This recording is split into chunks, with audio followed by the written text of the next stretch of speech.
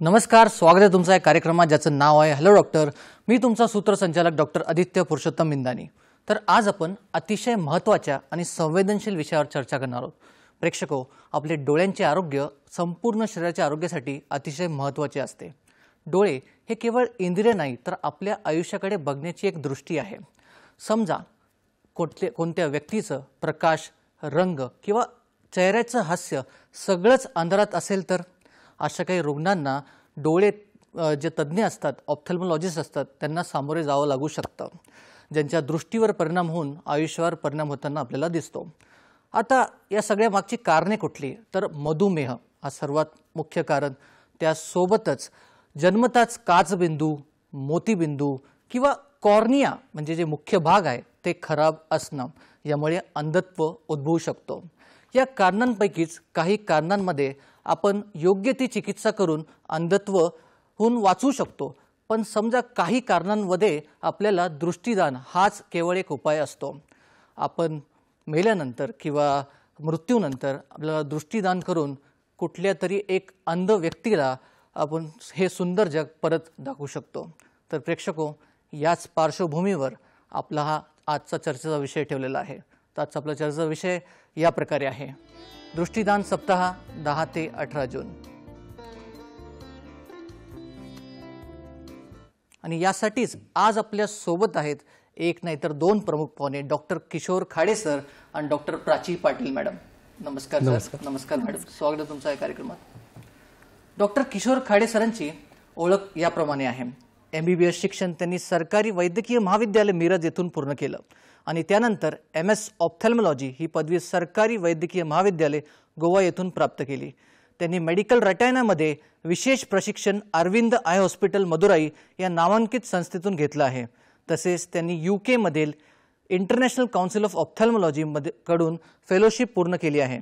ही एक जागतिक पातळीवरची मान्यताप्राप्त कामगिरी आहे. डॉक्टर खाडे सरांनी ESIC कामगार रुग्णालय अंधेरी येथे सहाय्यक प्राध्यापक म्हणजेच असिस्टंट प्रोफेसर म्हणून काम पाहिलं आहे. सध्या ते मुंबईतील BMC R वॉर्डमधील आपला दवाखाना या उपक्रमाशी संलग्न असून इतरही अनेक रुग्णालयांमध्ये आपल्या सेवांचे योगदान देत आहे. ते आपल्या समाजातील दुर्बल घटकांपर्यंत दर्जेदार नेत्रसेवा पोहोचवण्यासाठी झटत असून दृष्टीदान सारख्या महत्त्वाच्या विषयावर ते सातत्याने जनजागृती करत आहे. तर असे बहुगुणी डॉक्टर आज आपल्यासोबत आपल्या स्टुडिओमध्ये उपस्थित आहेत. आपल्या आजच्या विशेष कार्यक्रमात उपस्थित असलेल्या आणखीन एक तज्ज्ञ डॉक्टरांची ओळख मी करून देतो. Doctor Prachi Patil madam. त्यांनी MBBS आणि MS ऑप्थॅल्मॉलॉजी पदवी यशस्वीरित्या पूर्ण केली आहे. त्यानंतर त्यांनी बाल नेत्ररोग म्हणजेच पेडियाट्रिक ऑप्थॅल्मॉलॉजी या अतिशय महत्त्वाच्या क्षेत्रात फेलोशिप मिळवली आहे. सध्या त्या भारतरत्न डॉक्टर बाबासाहेब आंबेडकर महापालिका सर्वसाधारण रुग्णालय कांदिवली येथे कार्यरत आहेत. त्या गेली 4 वर्षे प्राध्यापक म्हणजेच प्रोफेसर पदावर कार्यरत असून DNB विद्यार्थ्यांना शिक्षणही देत आहे. बालकांच्या डोळ्यांच्या आरोग्यासाठी त्यांचे योगदान अत्यंत उल्लेखनीय आहे. चला आपण मुख्य कार्यक्रमाला सुरुवात करूया. सर, माझा पहिला प्रश्न तुमच्यासाठी असा आहे की दृष्टीदान आठवडा हा साजरा करण्यामागचा उद्देश काय, याचं महत्त्व काय? दृष्टीदान आठवडा आपण साजरा करतो याचं मुख्यतः कारण मी तुम्हाला पहिले स्लाइड दाखवतो. त्या स्लाइडमध्ये आहे की किती अंधत्व आहे या जगामध्ये. सो त्या स्लाइडमध्ये तुम्ही बघाल 285 मिलियन लोक जगात काही ना काही डोळ्याचा त्यांना विकार आहे. त्याच्यामध्ये पण बरेचसे लोक 39 मिलियन पीपल आर ब्लाइंड, म्हणजे त्यांना नजर येऊच शकत नाही. पण 80% याचे आपण पूर्णतः त्यांना विजन देऊ शकतो. म्हणून हे इतकं इम्पॉर्टंट आहे. सेकंड स्लाइडमध्ये मी तुम्हाला दाखवतो की एक स्लाइड आपण बघूया. 7.8 मिलियन पीपल हे भारतात आहे आणि ते 7.8 मिलियनपैकी 20% जगातले जेवढे पण अंधे 20% हे इंडिया कॉन्ट्रीब्यूट करते. सो तुम्ही समजू शकता की हे किती मोठं अंधत्व, ब्लाइंडनेस आपल्याला मिळतं की इंडिया किती 20% पूर्ण जगामध्ये कॉन्ट्रीब्यूट करते.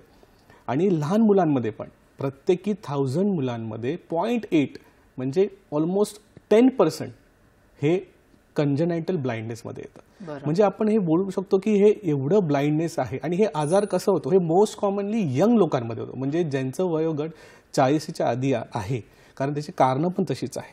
सो 40च्या आधी म्हणजे कामाच्या ठिकाणी मार लागणे, जन्मता त्यांना काही आजार होणे, ह्या सगळ्या विकारांमुळे हा अंधत्व येतो. त्यांना माहीत असतं की त्यांची नजर परत येऊ शकते, so they are waiting for it, की मला कधी कुणाचं नेत्रदान किंवा कोणी दृष्टीदान करू शकतं का.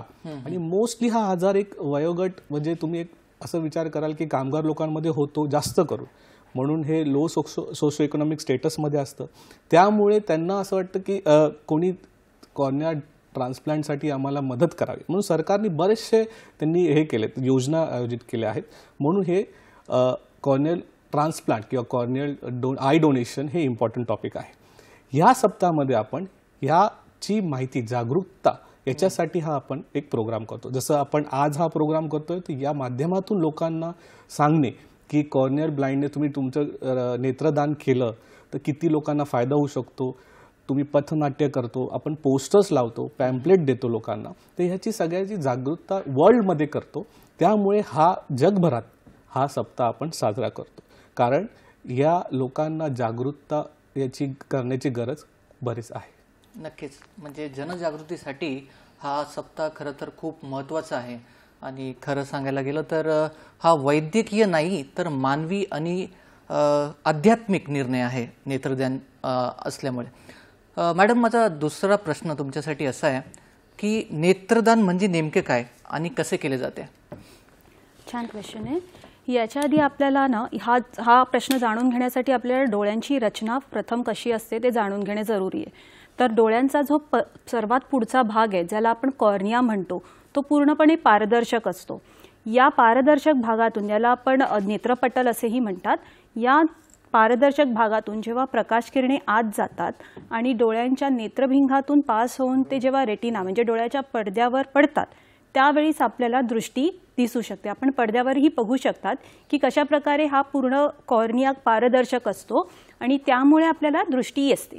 तर काही कारणांमुळे जेव्हा हा कॉर्निया खराब होतो किंवा सफेद होतो, काही इन्फेक्शन्स किंवा काही कधी कधी जन्मतःच असं असू शकतं, त्यावेळी प्रकाश किरणे या कॉर्नियातनं पास होत नाहीत आणि त्यामुळे दृष्टी येत नाही, त्यांना आपण अंधत्व येऊ शकतं. याला आपण बोलतो कॉर्नियल ब्लाइंडनेस.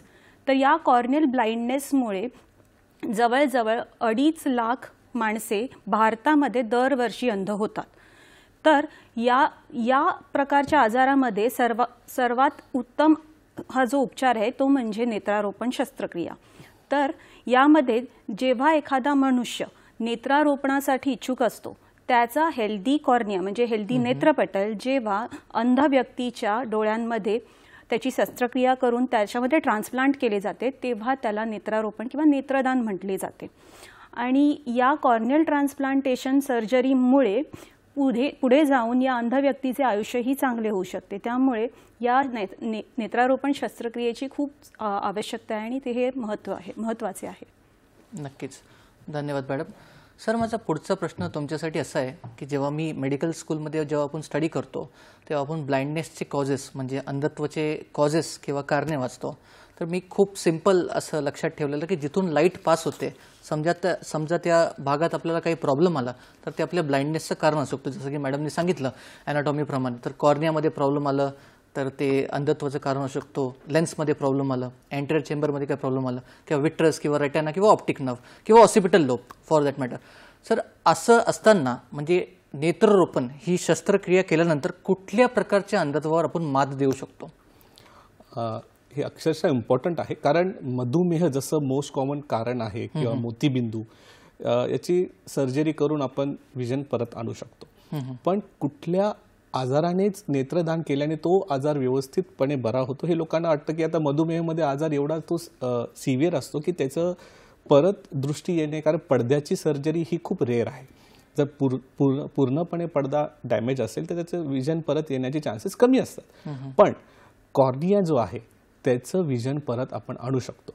आता जसं मी तुम्ही मला प्रश्न विचारले कुठल्या कारणाने होतो, तर सिंपल कारण आहे. मोस्ट कॉमन कारण आहे ट्रॉमा, म्हणजे इजा. डोळ्याला इजा होते, तुम्ही काम करत आहात. मोस्टली जसं मी तुम्हाला सांगितलं की एक कामगार लोकांमध्ये जर ट्रॉमा झाला तर त्यांना ती इजा होते.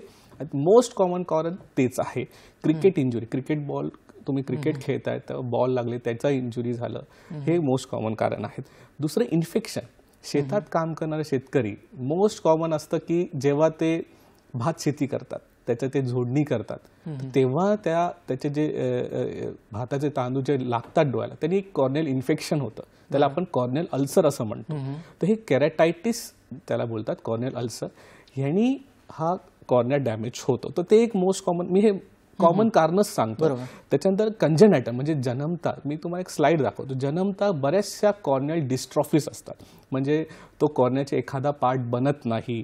तर वेगवेगळे आहेत, ग्रॅन्युलर, मॅक्युलर. हे एक स्लाइड एक तुम्ही शो करतोय तुम्हाला, त्याच्यामध्ये तुम्ही बघाल की बरेचसे कंजेनायटल कॉजेस आहेत. त्या सगळ्या कंजेनायटल कॉजेसमध्ये तुम्हाला इजा होते.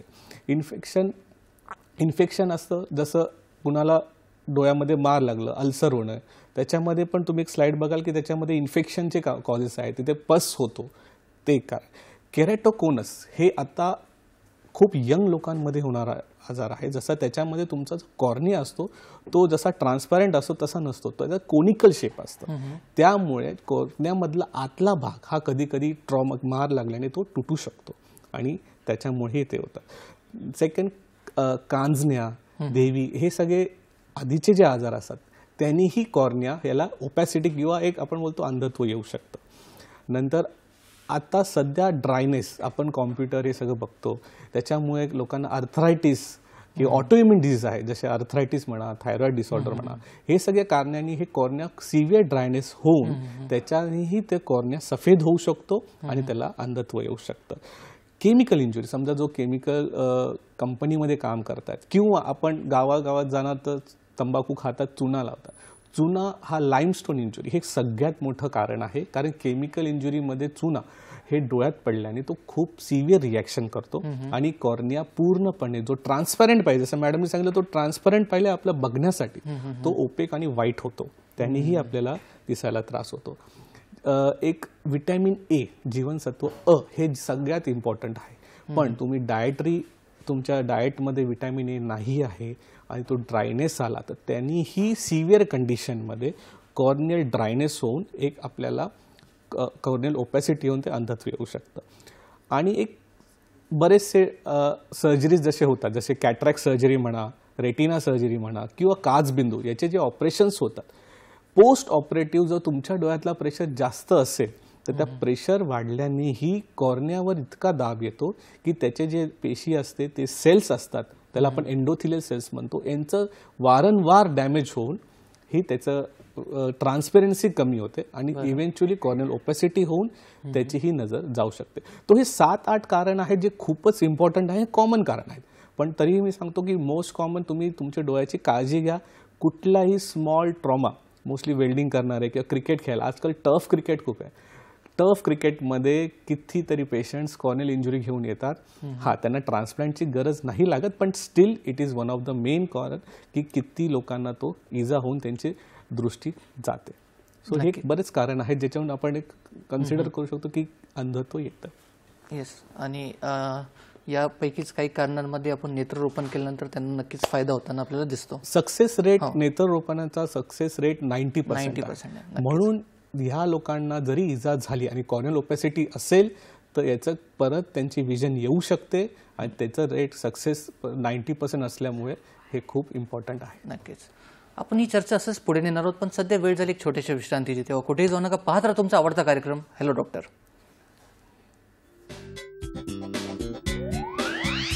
विश्रांतीनंतर परत एकदा स्वागत आहे तुमचा या कार्यक्रमात. आणि आजचा आपला चर्चेचा विषय आहे दृष्टीदान सप्ताह. जसं की आपल्याला सरांनी सांगितलं की दृष्टी जाण्यामागचे कारणे कुठली असू शकतात. मॅडम, माझा पुढचा प्रश्न तुमच्यासाठी असा आहे की दृष्टीदानासाठी कोण पात्र असतो, म्हणजे कुठले रोग आणि अटी पाळून आपल्याला दृष्टीदान करू शकतो? हा प्रश्न खूपच महत्त्वाचा आहे, कारण प्रेक्षकांना हे कळले पाहिजे की नेत्रदानासाठी वयाचे बंधन नाही. कारण बरेच पेशंट्सना असा गैरसमज असतो की माझं वय खूपच जास्त आहे तर मी कसं करू शकतो नेत्रदान.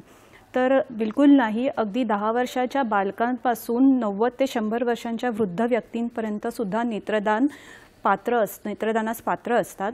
त्याचबरोबर काही पेशंट्सना असेही असते की मला चष्म्याचा नंबर आहे, खूप जास्त नंबर आहे, किंवा माझ्या डोळ्यांचं मोतीबिंदूचं ऑपरेशन झालं आहे, पडद्याचं ऑपरेशन झालं आहे, तर मी कसं पात्र, याचंही बंधन नाही आहे. नेत्रदानासाठी ना वयाचं बंधन नाही, ना तुमच्या डोळ्यावर कोणता ऑपरेशन झालं असेल तरी त्याचं बंधन आहे. जर तुम्हाला मधुमेह, उच्च रक्तदाब असे आजार असतील तरी त्याचं काही प्रॉब्लेम होत नाही. कारण काही आजार जे असतात ते कॉर्नियापर्यंत पोहोचतच नाही, त्यामुळे तुमचा कॉर्निया पूर्णपणे अबाधित राहतो. त्यामुळे अशा कंडिशन्समध्ये तुम्ही नेत्रदान व्यवस्थितपणे करू शकतात. हां, काही कंडिशन्समध्ये जेव्हा तुमचा आजार कॉर्नियापर्यंत पोचून त्याला काही डॅमेज होण्याची शक्यता असते, तेव्हा मग आपण नेत्रदानासाठी ते कॅन्डिडेट्स अपात्र ठरवतो. ज्याच्यामध्ये सगळ्यात महत्त्वाचे म्हणजे काही व्हायरल कंडिशन्स असतात, जसे की हिपॅटायटिस बी, हिपॅटायटिस सी, HIV. काही व्हायरल कंडिशन्स ज्यांच्यामध्ये रेबीज, टिटेनस यांना आपण अपात्र ठरवतो. त्यामुळे आता सगळ्यात इम्पॉर्टंट म्हणजे कोविड-19 ग्रस्त पेशंट्स, त्यांना सुद्धा आपण अपात्र ठरवतो. काही व्यक्तींचा मृत्यू जो काही अननोन कॉजेस म्हणजे कशामुळे मृत्यू झाला आहे ते कळत नाही, तेव्हाही आपल्याला कॉर्निया फिट म्हणून घेता येत नाही. काहींना कॅन्सर्स असतात, ब्लड कॅन्सर्स किंवा डोळ्यांचे कॅन्सर्स, अशा वेळी सुद्धा व्यक्तींना नेत्रदानास ते पात्र ठरू शकत नाही. रक्तामधील काही जंतुसंसर्ग असतात जे भरपूर तीव्र स्वरूपात असतात, ज्यामुळे मल्टी ऑर्गन फेल्युअरमध्ये व्यक्ती गेलेला असतो, त्यावेळी सुद्धा नेत्रदान अपात्र ठरता येते.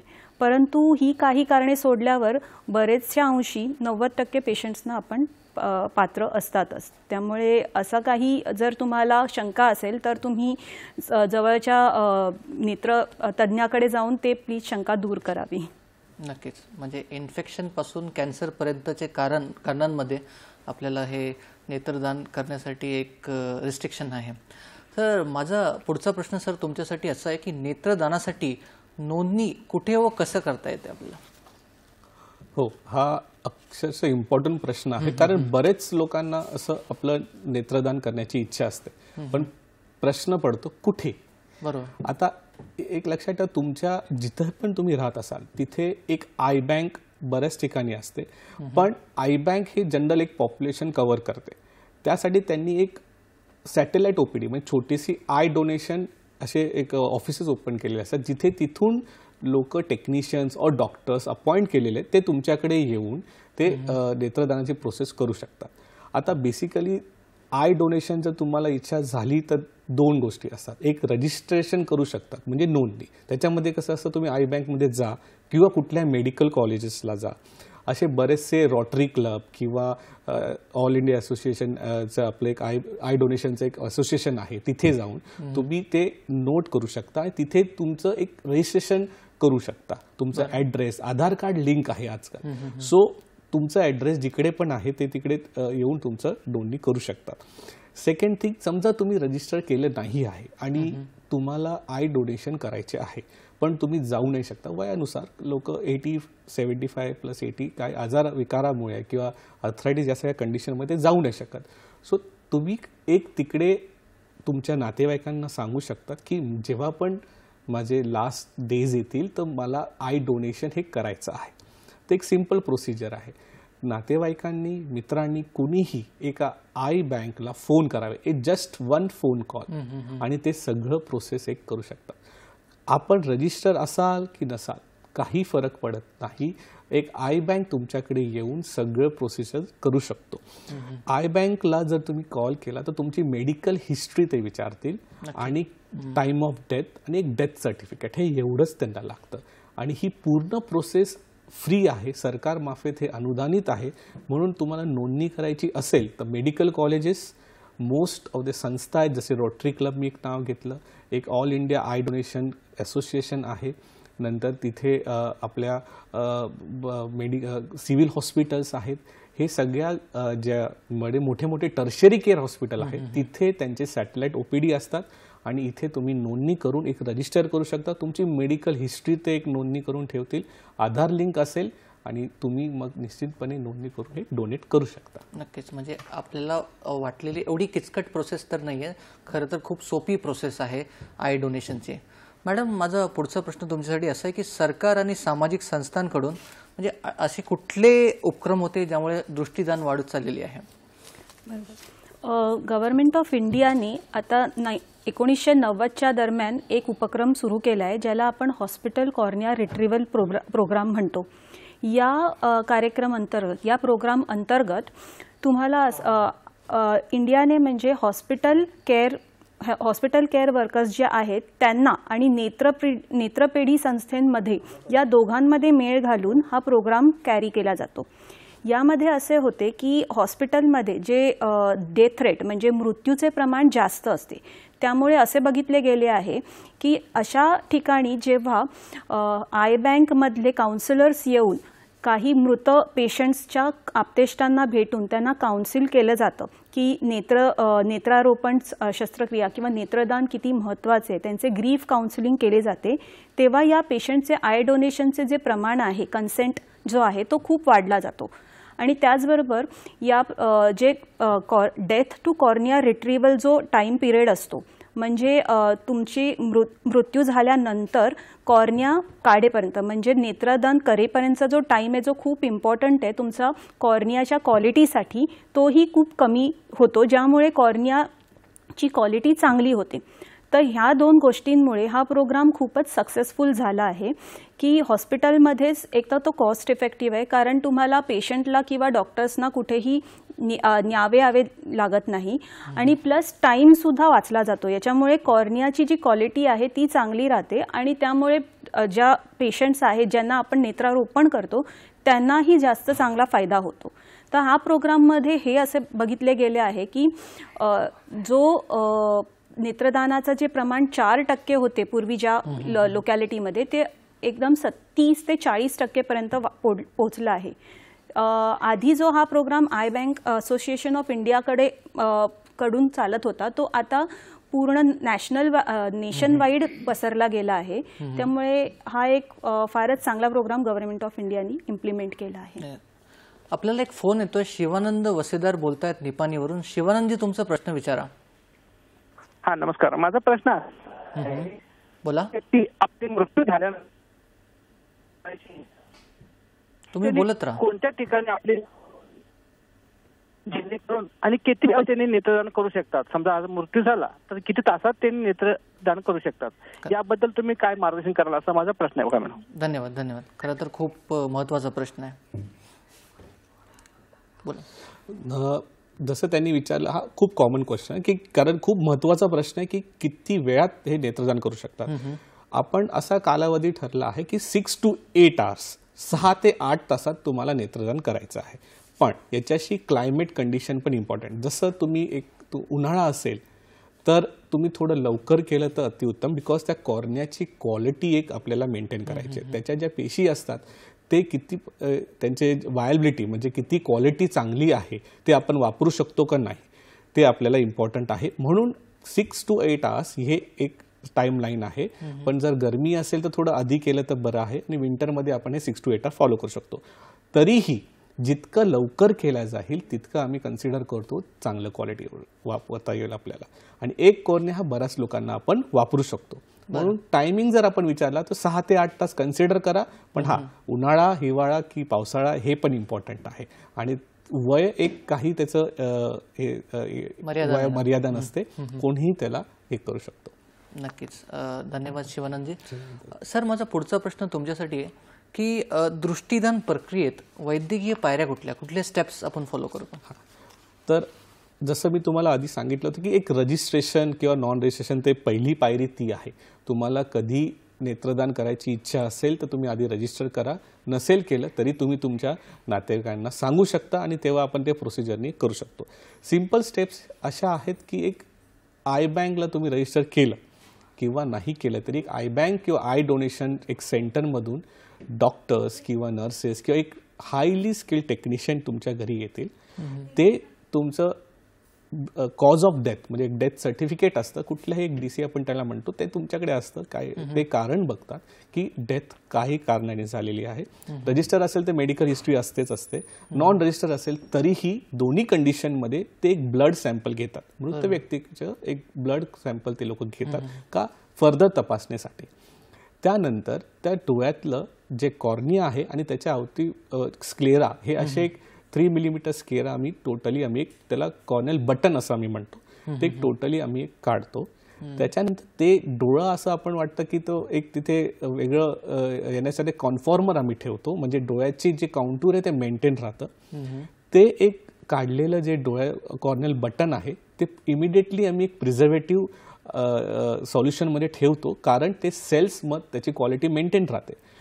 पण ते जेव्हा आय बँकला जाते आणि समजा काही कारणामुळे त्याची क्वालिटी चांगली नाही आहे, तर त्या कॉर्नियाची पूर्णपणे एक तपासणी केली जाते की त्याचे एंडोथिलियल सेल्सची क्वालिटी काय आहे, कॉर्नियलचे टिश्यू किती चांगला आहे, ते वापरल्या किती लोकांमध्ये जाऊ शकतो, किती लोकांमध्ये तो त्याचा कुठला पार्ट वापरला जाऊ शकतो. म्हणजे कमीत कमी 3 ते 4 लोकांमध्ये एक कॉर्नियल टिश्यू आपण वापरू शकतो. तर जर समजा ती क्वालिटी खराब असेल तरी तो वेस्ट जात नाही, तो आपण एक रिसर्च पर्पजला आपण यूज करू शकतो. म्हणजे आपण असं बघितलं, कॉर्निया टिश्यू काढला, आय बँकमध्ये घेऊन गेलो, तिथे त्याची तपासणी केली, क्वालिटी चेक केली. जर क्वालिटी चांगली नाही आहे तर रिसर्चला आपण यूज करतो, आणि जर क्वालिटी अत्यंत चांगली आहे तर तेच नेत्ररोपणसाठी आपण वापरू शकतो. एकच कॉर्निया आपण 3 ते 4 लोकांमध्ये यूज करू शकतो. आणि आपण कुठे, हे तुम्ही विचारलं जे पायरी, नेक्स्ट पायरी, आता समजा हे आपण डोनेट केलं, एक आय बँकमध्ये तो कॉर्नियल टिश्यू आहे, पण त्याचा वापर झाला आहे का नाही, त्या पेशंटला, आता समजा एका व्यक्तीला कॉर्निया पाहिजे आहे, त्याला अंधत्व आलेलं आहे, त्याला कॉर्नियाची गरज आहे, तर तो कुठे जाऊन ऑपरेशन करणार? तो एक रजिस्टर्ड नोटा आपण असं बोलतो त्याला, national organisation of organ transplant association, हे सर्टिफिकेट आहे. या सर्टिफाईड हॉस्पिटलमध्येच हे ऑर्गन ट्रान्सप्लांट होतं. तिथे कॉर्निया स्पेशालिस्ट असतात, ज्यांना हे टेक्निक, म्हणजे तुम्ही बोलू शकता की डोळ्याचे सगळेच डॉक्टर हे करू नाही शकत. कॉर्नियल ट्रान्सप्लांट करणं हे एक अक्षरशः हायली स्किल्ड जॉब आहे. तर कॉर्निया स्पेशलिस्ट जे असतात हे ते करू शकतात. सेकंड, एक टिश्यू म्हणजे कॉर्नियल बटन आपण 4 ते 5 लोकांमध्ये हा वापरू शकतो, त्याचा एक पार्ट. हे झालं कॉर्नियल ट्रान्सप्लांट कुठे करू शकतो, ही आपली नेक्स्ट पायरी. नेक्स्ट, आता ज्याच्यामध्ये कॉर्नियल ट्रान्सप्लांट झालं आहे त्याला काय कारण पेशंटला आता दिसायला लागलं तर ते खुश होतात की हां मला कॉर्नियल ट्रान्सप्लांट, कारण सक्सेस रेटच एवढा आहे 90%, तर दे आर व्हेरी हॅपी की मला नजर आली आहे. पण याला वारंवार व्हिजिट लागते, तुम्हाला डॉक्टरकडे जावं लागतं 15 दिवस किंवा महिन्यांनी जसे ते बोलवतील. हाय डोस ऑफ स्टेरॉइड द्यावा लागतो. सक्सेस रेट जास्त असल्याने, पेशंट खुश असल्याने ते जात नाही. पण तुम्हाला जर डायबिटीज असेल तर डायबिटीज कंट्रोल करा. कंट्रोल डायबिटीज नाही झाल्याने एक ऑर्गन जे आहे ते परत फेल होऊ शकतं. जसं आपण किडनी फेल्युअर बोलतो की किडनी ट्रान्सप्लांट केले पण ते फेल होऊ शकतं. म्हणून ते तुमच्यामध्ये दुसऱ्याचा डोळा ठेवला आहे किंवा ते सुचर केले आहेत तर तुमचे शुगर कंट्रोलमध्ये ठेवलं पाहिजे. डोळ्याचा प्रेशर, कारण आम्ही एक टाके लावतो, जसं तुम्ही स्लाईडमध्ये बघाल की टाके आम्ही यूज केलेले आहेत, तर टाके लावल्याने त्याला प्रेशर वाढू शकतो. त्याला आपण काच बिंदू असं म्हणतो. ते ऑर्गन ट्रान्सप्लांट, कॉर्नियल ट्रान्सप्लांट केल्याने काच बिंदू पण होऊ शकतो आणि त्यांनी तो दिलेला जो डोळा आहे, डोनेट केलेला जो डोळा आहे, त्याचे सेल्स कमी होऊन तुम्हाला दृष्टी पण कमी होऊ शकते. म्हणून हे छोटे छोटे जे स्टेप्स आहेत की तुम्ही किती डॉक्टरकडे जावं लागतं तेवढंच फक्त एक करायचं. शुगर कंट्रोल, ड्रॉप्स आम्ही बरेचसे ड्रॉप्स देतो. फॉर एक्झाम्पल आता कॅटरॅक्ट सर्जरीला झालं तरी आम्ही 2 ते 3 ड्रॉप्स देतो. तर ट्रान्सप्लांटला जरा जास्त ड्रॉप्स द्यावं लागते. आणि स्टेरॉइड असल्यामुळे इव्हन ड्रॉप्समध्ये आणि तुम्हाला टॅबलेट्सही देतो तर इन्फेक्शनचे चान्सेस वाढतात. सो आम्ही सांगतो की जास्त पब्लिक प्लेसेसमध्ये, जसं आपण कोविडमध्ये जो प्रोटोकॉल फॉलो केला होता तो एक फॉलो केला तर बऱ्याचशा गोष्टी तुमचे कंट्रोलमध्ये होतात. सो ह्या काही पायऱ्या आहेत. रजिस्ट्रेशन ठीक आहे, नाही झालं रजिस्ट्रेशन तरी नातेवाईकांना सांगून आय बँकशी संपर्क साधा किंवा आय डोनेशन सेंटरशी संपर्क साधा. ते लोक तुमचे कॉर्नियल बटन चेक करून त्याची क्वालिटी चेक करून एक नोटा जो मी सांगितला त्या हॉस्पिटलमध्येच तुमचं ट्रान्सप्लांट होऊ शकतं, कुठेही नाही होऊ शकत. हायली स्किल्ड कॉर्नियल स्पेशलिस्टच लागतात. आणि लास्ट म्हणजे सगळ्यात इम्पॉर्टंट, दिसायला लागलं तर प्लीज प्रोटोकॉल फॉलो करा. कारण ऑर्गन ट्रान्सप्लांट 4 टाइम गरज आहे. 2.5 लाख लोक ब्लाइंड होत आहेत आणि 60,000च ट्रान्सप्लांट मिळत आहेत आपल्याला. तो 4 टाइम्सचा डिफरन्स आहे. जो तुम्हाला टिश्यू मिळाला तुम्ही लकी आहात की तुम्हाला दुसऱ्याचा डोळा मिळाला आहे. त्याची काळजी घ्या, जे प्रोटोकॉल फॉलो करा. जो दिलेला ऑर्गन त्याला फेलियरमध्ये नका. नक्कीच, छान. आपण ही चर्चा असंच पुढे नेणार आहोत, पण सध्या वेळ झाली एक छोट्याशा विश्रांतीची. तेव्हा कुठेही जाऊ नका, पाहत राहा तुमचा आवडता कार्यक्रम हॅलो डॉक्टर.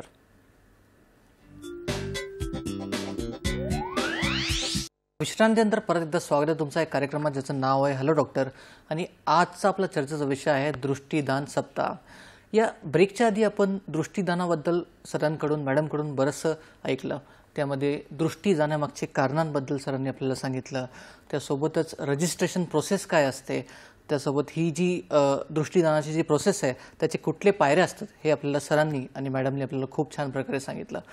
मॅडम, माझा पुढचा प्रश्न तुमच्यासाठी असा आहे की दृष्टीदान करताना काय काळजी घ्यावी लागते पहिला, आणि मृत्यूचं किती वेळामध्ये आपण हे दृष्टीदान करू शकतो, जे की आपल्याला सरांनी सांगितलं की 6 ते 8 तासामध्ये, पण त्याबद्दल अजून तुम्हाला काय ॲड करायचं असेल तर. फार महत्त्वाचा प्रश्न आहे, कारण बरेचदा असं होतं की नेत्रदान करणारे जे इच्छित असतात त्यांचा मृत्यू झाल्यानंतर आप्तेष्टांना माहितीच नसतं, रिलेटिव्हजना. ते स्वतःच्या दुःखामध्ये असतात आणि ते विसर पण पडतो की यांना नेत्रदानाची गरज आहे. तर सर्वात महत्त्वाचे, जसं सरांनी सांगितले, की तुम्हाला ॲज सून ॲज ही बातमी कळते, तुम्हाला सर्वात प्रथम म्हणजे जवळच्या नेत्रपेढीला फोन करून किंवा सिव्हिल हॉस्पिटलमध्ये सुद्धा जे अटॅच नेत्रपेढी आहेत त्यांना फोन करून सांगावे लागते. तुमच्याकडे जर प्लेच कार्ड असेल तर त्यावर फोन नंबर एक दिला असतो, त्यावर कळवावे लागते की असं असे घडले आहे. हा फोन झाल्यानंतर लगेचच तुम्हाला जी मृत पावलेली व्यक्ती आहे त्यांच्या डोळ्यांची कशी काळजी घ्यायची, तर जर ते डोळे उघडे असतील प्रथम तर ते बंद करावे. बंद साध्या चिकटपट्टीने केले तरी चालतील किंवा त्यावर एक सॉफ्ट ओला केलेला कापूस ठेवला आणि ते डोळे बंद राहिले तरी चालतील. सर्वात महत्त्वाचे म्हणजे ते कोरडे नाही पडले पाहिजे, ज्यामुळे कॉर्नियाची क्वालिटी खराब होते. याशिवाय जर तुम्हाला एखादा लुब्रिकेटिंग ड्रॉप, म्हणजे आपण आता टिअर सबस्टिट्यूट म्हणून एक बॉटल असते, त्याच्यामध्ये टिअर सबस्टिट्यूट असतात, ते डोळ्यांमध्ये घालून तो भाग मॉइस्ट ठेवला तरी ते चांगले उत्तम. दुसरं हे म्हणजे जर तुमच्या घरामध्ये फॅन आहेत आणि तो मृत व्यक्तीच्या डोळ्यांसमोरच आहे तर त्यामुळे सुद्धा डोळे कोरडे पडू शकतात. तर फॅन बंद ठेवावा किंवा पाहिजे तर AC चालू ठेवला तरी चालेल, ज्यामुळे थोडे वातावरण थंड राहील. पण ACचे जे स्विंग आहे ते डोळ्याजवळ नको. म्हणजे सर्वतोपरी हा प्रयत्न करावा की डोळे बंद राहून ते मॉइस्ट राहतील. सेकंडली, जेव्हा तुम्ही कॉल केल्यानंतर जेव्हा नेत्रपेढीतले तज्ज्ञ घरी येतात तेव्हा कृपा करून त्यांना त्यांचे काम लवकर सुरू करता यावे यासाठी प्रयत्न करावा. त्यांना कॉपरेशन करावं. त्यांना विविध प्रकारचे प्रश्न विचारून थांबवू नको किंवा वेळ दवडू नका. त्यांच्यासाठी एक डेथ सर्टिफिकेटची कॉपी रेडी ठेवा. ते प्रथम आल्यानंतर एक कन्सेंट फॉर्म देतील तुम्हाला, ज्यावर नेक्स्ट टू म्हणजे मृत व्यक्तीच्या जवळच्या नातेवाईकांची साईन लागते.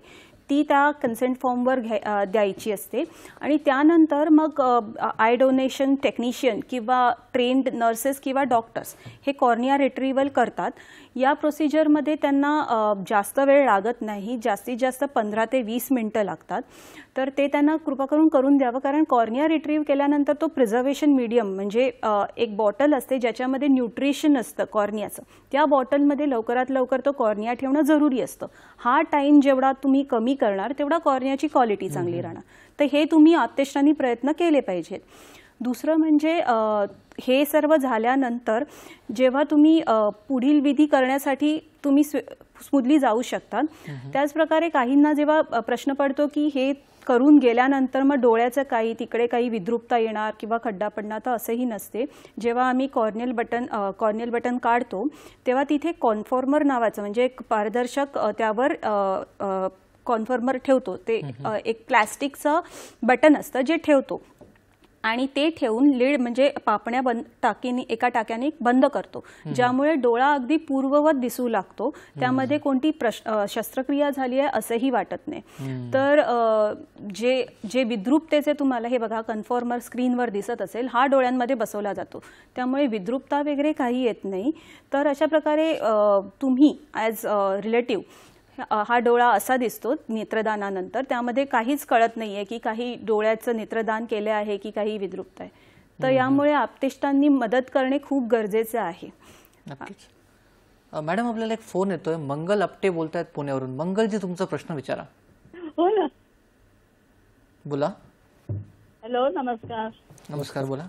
हा, मी पुण्यावरून बोलतो, मंगल आपटे. मला असं विचारायचं आहे की डोळ्यांचा ऍक्सिडेंट लहान मुलांचा झाला तर मग ते डोळे आपण देऊ शकतो का, आणि ते डोळे दिल्यानंतर ते कसे काय व्यवस्थित ठेवतात, त्याची काळजी कशी काय घेतात, आणि त्या पापण्या आहेत त्या पापण्यांचं तुम्ही काय करता.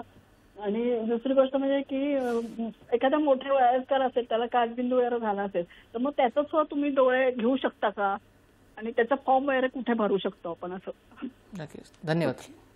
सो खूप छान प्रश्न आहे आणि महत्त्वाचा प्रश्न आहे, कारण लहान मुलांचं म्हणजे अगदी 1-2 वर्षांपर्यंतच्या मुलाचं जर नेत्रदानाचं असेल तर तो कॉर्निया थोड्या प्रमाणात क्वालिटीमध्ये चांगला नसू शकतो, म्हणजे तो ऑप्टिकल केरेटोप्लास्टीसाठी आपल्याला नाही वापरता येणार. पण अगदी 10 ते 9 वर्षांपासून बालकांपासूनचा कॉर्निया आपण नेत्रदानासाठी व्यवस्थितपणे वापरू शकतो. इनफॅक्ट फर्स्ट जे केरेटोप्लास्टी, पहिल्या जगामधील जी केरेटोप्लास्टी झाली ती 11 वर्षाच्या मुलाच्या कॉर्नियाची झालेली, आणि त्याचा कॉर्निया एका अंध व्यक्तीवर वापरला गेलेला आणि त्याला दृष्टी दिसलेली. सो ह्यावरून कळतं की अगदी लहान बालकांचा कॉर्निया सुद्धा वापरला जाऊ शकतो.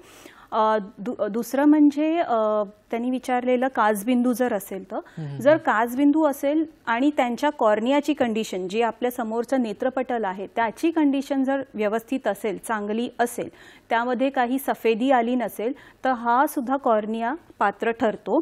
काही वेळा असं होतं की काचबिंदूमध्ये खूप पुढच्या स्तरावर जेव्हा काचबिंदूचा आजार असतो तेव्हा समोरची पुतळी म्हणजे कॉर्नियाच क्लिअर नसतो, व्हाईट पडलेला असतो, तर अशा कंडिशनमध्ये तो कॉर्निया अपात्र ठरू शकतो. पण हे पात्र आहे की नाही अपात्र आहे ते फक्त आय डोनेशन टेक्निशियन किंवा आय डोनेशन जे स्पेशलिस्ट आहेत त्यांना डिसाईड करू द्या, कारण ते सर्वसाधारणपणे कळणार नाही की यांना काचबिंदू आहे म्हणून हा अपात्र आहे. तर हा एक डोक्यामधनं संशय काढून टाका की मी काचबिंदू आहे म्हणून मी नेत्रदानासाठी इच्छित नाहीये. तिसरा प्रश्न होता की पापणीचं काय होतं. तर नेत्रदानामध्ये आपण पापणी नाही हे करत, प्रत्यारोपित करत नाही. फक्त डोळ्यांमधला समोरचा कॉर्निया जो सेंट्रल काळा भाग जो आहे पारदर्शक तेवढाच वापरला जातो. इनफॅक्ट त्यामधला फक्त 8 ते 9 मिलीमीटरचा जो सेंट्रल भाग आहे तोच आपण प्रत्यारोपित करतो. पापणी जशी आहे तशीच ठेवली जाते, त्यामुळे त्याचा प्रत्यारोपणाचा भाग नसतो. नक्कीच, म्हणजे खरं तर कॉर्निया म्हणजे आपलं जे नेत्रपटल आहे ते सर्वात जास्त महत्त्वाचं आहे नेत्रदानासाठी. आणि समजा काचबिंदू किंवा मोतीबिंदूसारखा आजार जरी असेल तरी पण आपण नेत्रदान करू शकतो जर तुमचा कॉर्निया किंवा नेत्रपटल चांगला असेल. तर आपण ही चर्चा असंच पुढे नेणार आहोत, पण सध्या वेळ झाली एक छोट्याशा विश्रांतीची, तेव्हा कुठे जाऊ नका, पाहत राहा तुमचा आवडता कार्यक्रम हॅलो डॉक्टर. विश्रांतीनंतर परत एकदा स्वागत आहे तुमचा एक कार्यक्रमात ज्याचं नाव आहे हॅलो डॉक्टर. आणि आजचा आपला चर्चेचा विषय आहे दृष्टीदान सप्ताह. आपल्याला सोशल मीडिया साईट्सवर पण आपण आहोत आणि त्यापैकीच आपल्याला मेलवर एक प्रश्न आलेला आहे. मेलवर प्रश्न असा आहे की एका किडनीवर जर माणूस जगू शकतो तर तसंच एका डोळ्यावर माणूस जगू शकतो किंवा त्याचं आय डोनेशन होऊ शकतो का, ट्रान्सप्लांटेशन होऊ शकतो का, याबद्दल तुम्ही काय सांगाल? एक सिंपल हे आहे, जसं किडनी तुम्ही जिवंत असाल तर तुम्ही एका किडनीवर तुम्ही डोनेट करू शकतात, कारण किडनीसाठी एक ब्लड मॅचिंग लागतं की तुम्ही यांचं जे सिरोटाईप आहे ते डोनर आणि रेसिपिएंट म्हणजे जो किडनी घेतो आणि जो डोनेट करतो यांचं मॅच झालं पाहिजे तरच ते करू शकतात. सो किडनीला आपण किडनी किंवा हार्ट ट्रान्सप्लांटला हे मॅचिंग फार इम्पॉर्टंट आहे. तसं डोळ्यासाठी नाही आहे. डोळ्याला ब्लड वेसल्स नसल्याने, एकही धमनी त्याला ब्लड वेसल नसल्याने कुठलीही अँटीजेनिक रिॲक्शन त्याच्यात होत नाही. त्यामुळे असं नाहीये की घरच्या लोकांनी किंवा ब्लड रिलेशननीच ते देणं गरजेचं आहे. सो कॉर्नियल ट्रान्सप्लांट कोणीही करू शकतं.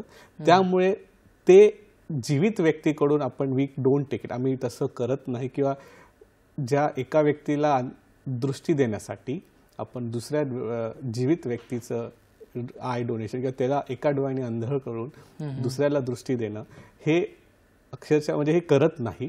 तर किडनी ट्रान्सप्लांटमध्ये ब्लड मॅचिंग लागल्यामुळे आपण ते करतो, तसं हे कॉर्निया ट्रान्सप्लांटमध्ये आपण हे करत नाही. म्हणजे तुमच्या जर डोक्यात विचार असेल की माझ्या नातेवाईकांना कोण रिलेटिव्हमध्ये आहे की त्याला दिसतच नाहीये तर माझ्या डोळ्यांचं नेत्रदान करून जर त्या व्यक्तीला थोडीशी नजर येऊ शकते का, पण नाही. आपण फक्त मृत व्यक्तीचंच डोळा घेतो, ते पण दोन्ही कोरणे बटन, आणि तेच यूज करतो, पण जिवंत व्यक्तीचं आपण करू शकत नाही. नक्कीच, म्हणजे ही जी प्रोसेस आहे मृत्यूनंतरची प्रोसेस आहे, म्हणजे जिवंत असण्या दरम्यानची प्रोसेस नाही. आपल्याला एक फोन येतो, मिनल सानेजी बोलताय. मिनलजी तुमचा प्रश्न विचारा. बोला मिनलजी, प्रश्न विचारा. जर डोळ्याचं मोतीबिंदूचं ऑपरेशन झालेलं असेल तर आपण नेत्रदान करू शकतो का? नक्कीच याचं उत्तर धन्यवाद. याचं उत्तर खरं तर मॅडमने दिलं आहे, पण तरी तुम्हाला काही ॲड करायचं असेल तर. हो नक्कीच. डोळ्यांमध्ये कोणत्याही प्रकारची शस्त्रक्रिया झाली असेल, मोतीबिंदू असो किंवा पडद्याचं डोळ्यांच्या पडद्याचं ऑपरेशन असो, काचबिंदूचं ऑपरेशन असो, तरी तुम्ही नेत्रारोपण करू शकतात. इनफॅक्ट अशाही काही केसेस आहेत की ज्या व्यक्तींवर अंध व्यक्तींवर नेत्रारोपण करून त्यांना दृष्टी मिळाली आहे, अशाही व्यक्तींनी पुढे प्लेज करून त्यांच्या कॉर्नियाला डोनेट केले आहे.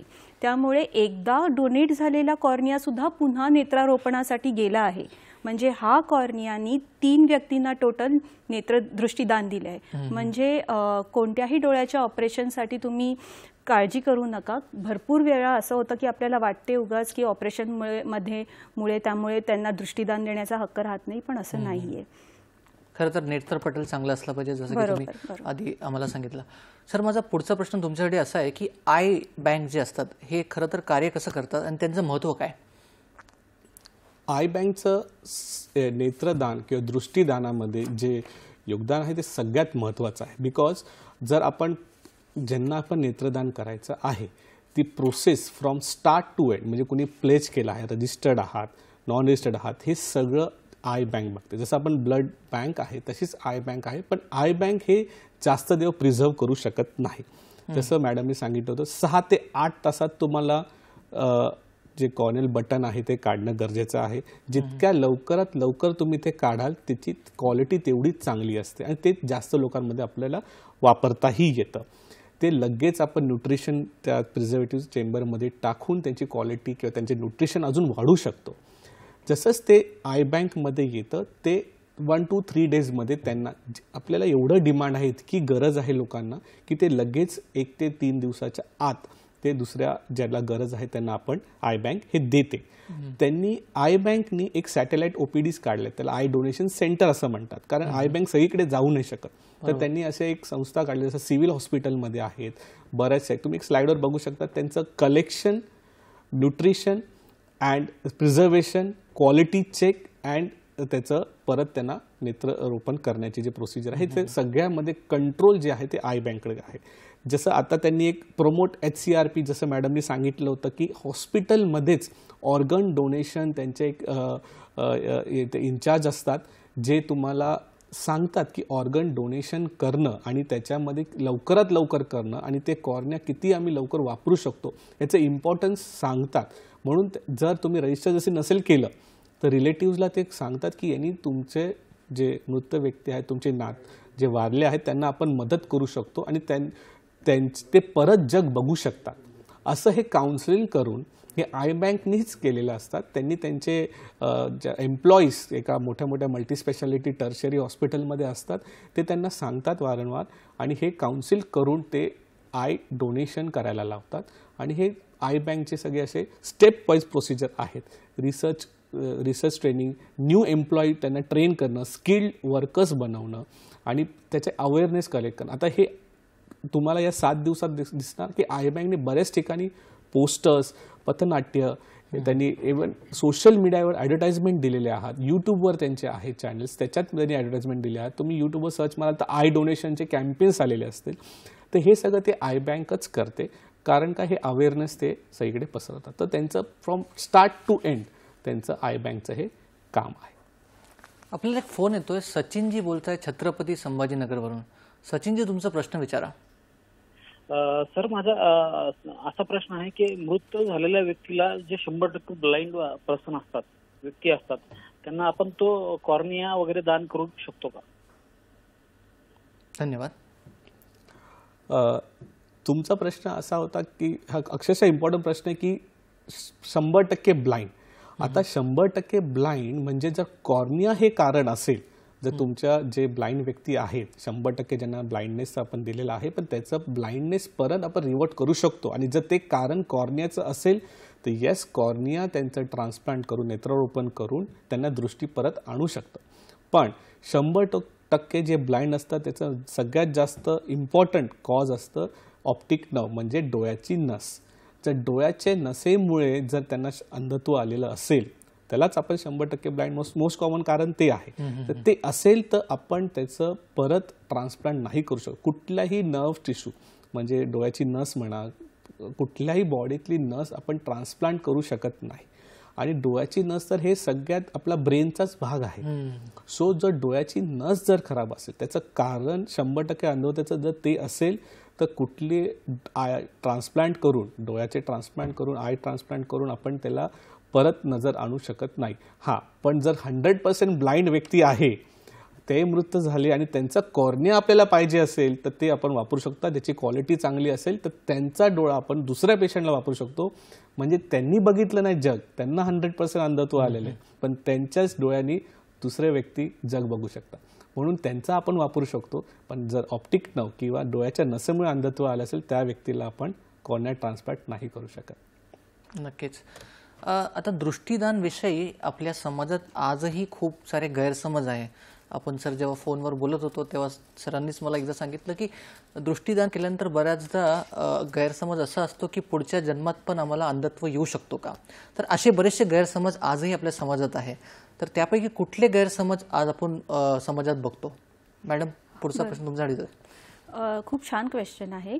काही भरपूरदा असं असतं की काही धर्मांमध्येच हे निषिद्ध मानले गेले आहे.